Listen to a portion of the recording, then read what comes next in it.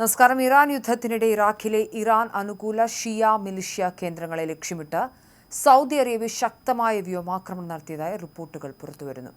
US-ഇസ്രായേൽ സഖ്യം ഇറാനെ ആക്രമിച്ചതിനെ തുടർന്ന് മേഖലയിലാകെ പടർന്ന യുദ്ധത്തിന്റെ ഭാഗമായി നടന്ന ഈ സൈനിക നീക്കങ്ങൾ ഇതുവരെ രഹസ്യമായി വെച്ചിരിക്കുകയായിരുന്നുവെന്ന് റോയിറ്റേഴ്സ് റിപ്പോർട്ട് ചെയ്തു. സൗദി അറേബ്യയ്ക്ക് പുറമെ കുവൈറ്റിൽ നിന്നും ഇറാഖിലെ മിലിഷ്യ കേന്ദ്രങ്ങളിലേക്ക് തിരിച്ചടി ഉണ്ടായതായാണ് വിവരം. ഇറാഖിലെ സുരക്ഷാ ഉദ്യോഗസ്ഥർ, പാശ്ചാത്യ ഉദ്യോഗസ്ഥർ തുടങ്ങി വിഷയവുമായി ബന്ധപ്പെട്ട 6 പേരെ ഉദ്ധരിച്ചാണ് വാർത്ത പുറത്തുവന്നിരിക്കുന്നത്. സൗദി അറേബ്യയുടെ വടക്കൻ അതിർത്തിയോട് ചേർന്നുള്ള ഇറാഖിലെ മിലിഷ്യ താവളങ്ങളിലാണ് സൗദി യുദ്ധവിമാനങ്ങൾ ബോംബിട്ടത്. ഏപ്രിൽ 8-ലെ US-ഇറാൻ വെടിനിർത്തൽ പ്രഖ്യാപനത്തിന് തൊട്ടടുത്ത ദിവസങ്ങളാണ് ഈ ആക്രമണങ്ങൾ നടന്നതെന്നും റിപ്പോർട്ട് വ്യക്തമാക്കുന്നു. സൗദി അറേബ്യയ്ക്കും മറ്റ് ഗൾഫ് രാജ്യങ്ങൾക്കും നേരെ ഡ്രോൺ, മിസൈൽ ആക്രമണങ്ങൾ നടത്തിയ കേന്ദ്രങ്ങളെയാണ് സൗദി പ്രധാനമായും ലക്ഷ്യം വെച്ചത്. ഇറാഖിലെ മിലിഷ്യകളുടെ സജീവ സാന്നിധ്യം ഗൾഫ് മേഖലയുടെ സുരക്ഷയ്ക്ക് ഭീഷണിയായതോടെയാണ് ഇത്തരമൊരു സൈനിക നീക്കത്തിലേക്ക് സൗദി അറേബ്യ കടന്നത്. കുറഞ്ഞത് 2 തവണയെങ്കിലും കുവൈറ്റ് പ്രദേശത്തു നിന്നും ഇറാഖിലേക്ക് റോക്കറ്റ് ആക്രമണങ്ങൾ നടന്നതായി ഇറാഖ് സൈനിക വൃത്തങ്ങൾ അവകാശപ്പെടുന്നുണ്ട്.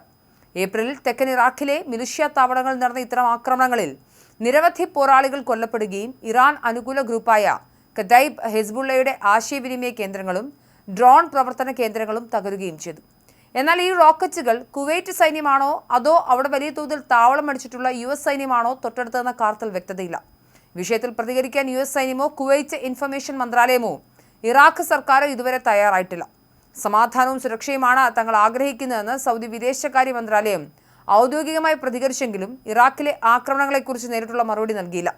കഴിഞ്ഞ ദിവസം പുറത്തുവന്ന വിവരങ്ങൾ പ്രകാരം ഇറാഖിലെ കേന്ദ്രങ്ങൾക്ക് പുറമെ ഇറാന്റെ മണ്ണിലും സൗദി അറേബ്യയും UAEയും നേരിട്ട് ആക്രമണം നടത്തിയിട്ടുണ്ട്. ഇത് ചരിത്രത്തിൽ ആദ്യമായാണ് സൗദി ഇറാനിലെ താവളങ്ങളെ നേരിട്ട് ലക്ഷ്യം വയ്ക്കുന്നത്. ഗൾഫ് രാജ്യങ്ങളെ ലക്ഷ്യമിട്ട് തൊടുത്തുവിട്ട 100 കണക്കിന് ഡ്രോണുകൾ ഇറാഖിൽ നിന്നാണ് എത്തിയതെന്ന് വിവിധ സ്രോതസ്സുകൾ സ്ഥിരീകരിക്കുന്നുണ്ട്. യുദ്ധസമയത്ത് ഗൾഫ് രാജ്യങ്ങൾക്ക് നേരെ നടത്തിയ ആക്രമണങ്ങളുടെ ഉത്തരവാദിത്തം മിലിഷ്യ ഗ്രൂപ്പുകൾ ടെലഗ്രാം ചാനലുകൾ വഴിയും ഏറ്റെടുത്തിരുന്നു. ഇറാഖിൽ നിന്നുള്ള ഈ ആക്രമണങ്ങൾ തുടർച്ചയായതോടെയാണ് സൗദിയും കുവൈറ്റ് മിലിഷ്യകൾക്കെതിരെ കടുത്ത നിലപാട് സ്വീകരിച്ചത്.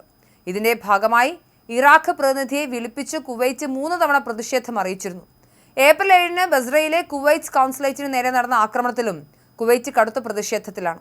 ഏപ്രിൽ 12-ന് സൗദി അറേബ്യയും ഇറാഖ് അംബാസഡറെ വിളിപ്പിച്ച് തങ്ങളുടെ അതൃപ്തി വ്യക്തമാക്കിയിരുന്നു. 1990-ൽ സദ്ദാം ഹുസൈന്റെ കുവൈറ്റ് അധിനിവേശത്തിന് ശേഷം ഇറാഖും ഗൾഫ് രാജ്യങ്ങളും തമ്മിലുള്ള ബന്ധം ഏറെ വഷളായിരുന്നു.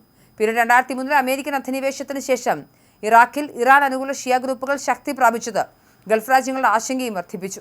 ഇറാൻ പാവകളെ പോലെ ഉപയോഗിക്കുന്ന ഈ ഗ്രൂപ്പുകൾക്ക് കടിഞ്ഞാണിടാൻ ബാഗ്ദാദ് ഭരണകൂടത്തിന് സാധിക്കുന്നില്ല എന്നതാണ് പ്രധാന വിമർശനം. 2023-ൽ ചൈനയുടെ ഇടപെടലിലൂടെ സൗദിയും ഇറാനും തമ്മിലുണ്ടാക്കിയ സമാധാന കരാർ മേഖലയിൽ വലിയ പ്രതീക്ഷകൾ നൽകിയിരുന്നെങ്കിലും പുതിയ യുദ്ധ സാഹചര്യം ആ പുരോഗതിയെ തകിടം മറിച്ചിരിക്കുകയാണ്. തങ്ങൾ ആഗ്രഹിക്കാത്ത ഒരു വലിയ യുദ്ധത്തിലേക്ക് ഗൾഫ് രാജ്യങ്ങളും വലിച്ചിഴക്കപ്പെട്ടു എന്നതാണ് നിലവിലെ അവസ്ഥ. മാർച്ചിൽ തന്നെ റോക്കറ്റ്, ഡ്രോൺ ആക്രമണങ്ങൾ തടയാൻ ബാഗ്ദാദിന് ഗൾഫ് രാജ്യങ്ങൾ മുന്നറിയിപ്പ് നൽകിയിരുന്നു.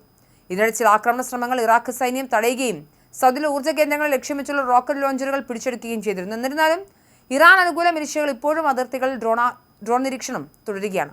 അടുത്ത ഘട്ട ആക്രമണങ്ങൾക്കായി ഇറാഖിലെ മിലിഷ്യകൾ ഇറാനിലേക്ക് വിവരങ്ങൾ കൈമാറിക്കൊണ്ടിരിക്കുകയാണെന്നും സുരക്ഷാ ഉദ്യോഗസ്ഥർ മുന്നറിയിപ്പ് നൽകുന്നുണ്ട്.